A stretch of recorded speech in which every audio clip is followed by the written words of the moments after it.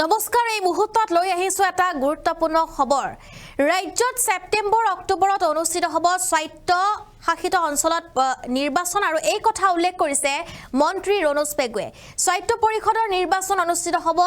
সেপ্টেম্বৰ অক্টোবৰ মাহত আৰু এই কথা উল্লেখ কৰিছে মন্ত্ৰী ৰণোজ পেগুৱে সবিশেষ লৈ আহিছো এই মুহূৰ্তত মিচিং তিৱা ৰাভা হাছাং পৰিষদৰ নিৰ্বাচন অক্টোবৰৰ ভিতৰত অনুষ্ঠিত হ'ব এয়া সম্ভাৱনা আছে আৰু সোণোৱাল কছাৰী স্বায়ত্ত পৰিষদৰ নিৰ্বাচনো অক্টোবৰত হ'ব বুলি উল্লেখ কৰিছে মন্ত্ৰী ৰণোজ পেগুৱে নওগাঁও ধেমাজি তিৱা স্বায়ত্ত পৰিষদত বাঢ়িব দুটা সমষ্টি আৰু মুঠ 42টালৈ বৃদ্ধি পাব তিৱা স্বায়ত্ত পৰিষদৰ সমষ্টিৰ সংখ্যা তিৱাবাসীৰ বাবে এয়া এটা ভাল খবৰ তিৱা লোকসকলৰ বাবে ভাল খবৰ মিচিং পৰিষদৰ পৰা কৰ্তন তিৱা অধ্যক্ষিত 271খন গাঁও আৰু মিচিং পৰিষদত নতুনকৈ অন্তৰ্ভুক্ত হ'ব 255খনকৈ গাঁও ইতিমধ্যে মিচিং পৰিষদৰ 781খন গাঁৱৰ ক্ষেত্ৰতো হৈছে হালসলনি আৰু বড়ো কছাৰী কল্যাণ পৰিষদতো অন্তৰ্ভুক্ত হ'ব নতুন গাঁও এই অন্তৰ্ভুক্তকৰণ হ'লে নিৰ্বাচন হ'ব কল্যাণ পৰিষদখনতো বিধানসভাত জনালে এই কথা ভয়াম জনজাতিৰ মন্ত্ৰী ৰণোজ পেগুৱে আমি এই মুহূৰ্তত জনাই আছো এটা বিশেষ খবৰ কিয়নো এইবাৰ মিচিং তিৱা ৰাভা হাছাং পৰিষদৰ নিৰ্বাচন অক্টোবৰৰ ভিতৰত অনুষ্ঠিত হ'ব বুলি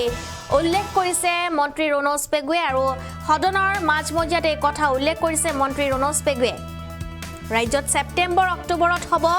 স্বায়ত্ত পৰিষদৰ নিৰ্বাচন আৰু অক্টোবৰ মাহতে মিচিং তিৱা ৰাভা হাছাং পৰিষদৰ নিৰ্বাচন অনুষ্ঠিত হ'ব সোণোৱাল কছাৰী স্বায়ত্ত পৰিষদৰ নিৰ্বাচনো অক্টোবৰ মাহতে হ'ব আৰু নওগাঁও ধেমাজি তিৱা স্বায়ত্ত পৰিষদ বাঢ়িব দুটা সমষ্টি এই পৰিষদত দুটা সমষ্টি বাঢ়িব বুলি তেওঁ উল্লেখ কৰিছে আৰু মুঠ 42টালৈ বৃদ্ধি পাব তিৱা স্বায়ত্ত পৰিষদৰ সমষ্টিৰ সংখ্যা মিচিং পৰিষদৰ পৰা কৰ্তন তিৱা অধ্যক্ষিত 271খনকৈ গাঁও আৰু মিচিং পৰিষদত নতুনকৈ অন্তৰ্ভুক্ত হ'ব 255খনকৈ গাঁও মিচিং পৰিষদৰ 781খন গাঁৱৰ ক্ষেত্ৰতো হৈছে কিছু সালসলনি মুখ্য আৰু যেটো মন্ত্ৰীগৰাকীৰ এয়া মন্তব্য বড়ো কছাৰী কল্যাণ পৰিষদতো অন্তৰ্ভুক্ত হ'ব নতুন গাঁও এই অন্তৰ্ভুক্তকৰণ হ'লে নিৰ্বাচন হ'ব কল্যাণ পৰিষদখনতো আৰু মন্ত্ৰী ৰণোজ পেগুৰ এয়া ডাঙৰ মন্তব্য তেওঁ জনাইছে এই কথা তেওঁৰ মন্তব্য আছে এই মুহূৰ্তত হেয়া শুনাবলৈ চেষ্টা কৰি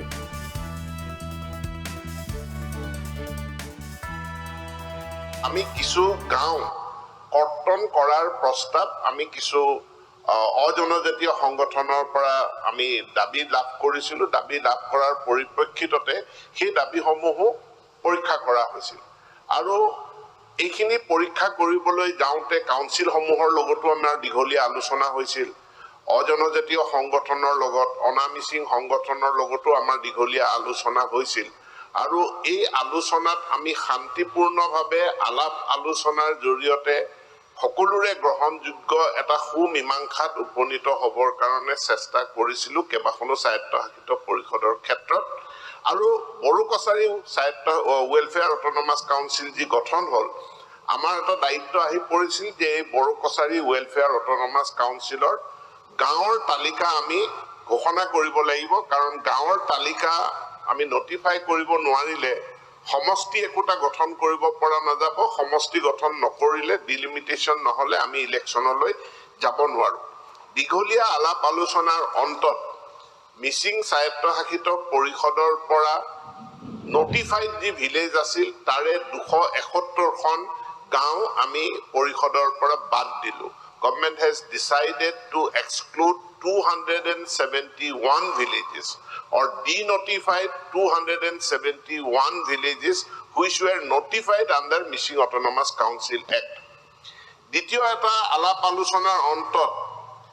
255খন গাঁও এনেধৰণে নেগোচিয়েট কৰা হ'ল যে যিবিলাক গাঁৱত এটা ডিষ্টিংটিভ জনজাতি পাৰ্ট আছে বা ডিষ্টিংটিভ অজনজাতীয় পাৰ্ট আছে সেই অজনজাতীয় পাৰ্টটো কৰ্তন কৰাৰ কাৰণে আলোচনাত সিদ্ধান্ত হয় আৰু এনেধৰণে বিচাৰ বিশ্লেষণ কৰি মিচিং স্বায়ত্তশাসিত পৰিষদৰ পৰা 255খন গাঁও আমি মডিফাই কৰোঁ, অৰ্থাৎ নটিফাইড ভিলেজ আছিল, তাৰে একোটা পাৰ্ট 255খন গাঁৱৰ পৰা বাদ দিয়া হয়। একেধৰণে এনে বহু জনজাতি গাঁও, মিচিং গাঁও আছিল যিবিলাক মিচিং স্বায়ত্তশাসিত পৰিষদত নটিফাইড নাছিল। যি কাৰণতে নহওক নটিফাইড হোৱা নাছিল, কিন্তু নটিফাইড হোৱাৰ সকলোবিলাক যোগ্যতা তেওঁলোকৰ আছিল, মানে মোৰ দেন 60%, 70% পপুলেশ্যন আছিল। গতিকে 255খন গাঁও নতুনকৈ নটিফাইড হয়। গতিকে আমি যদি চাওঁ সৰ্বমুঠ প্ৰায় 781 ভিলেজত ইম্পেক্ট পৰিছে। এই গাঁওখিনিৰ সলনা সলনি হৈছে, MSCৰ পৰা 271খন গাঁও বাদ পৰিছে,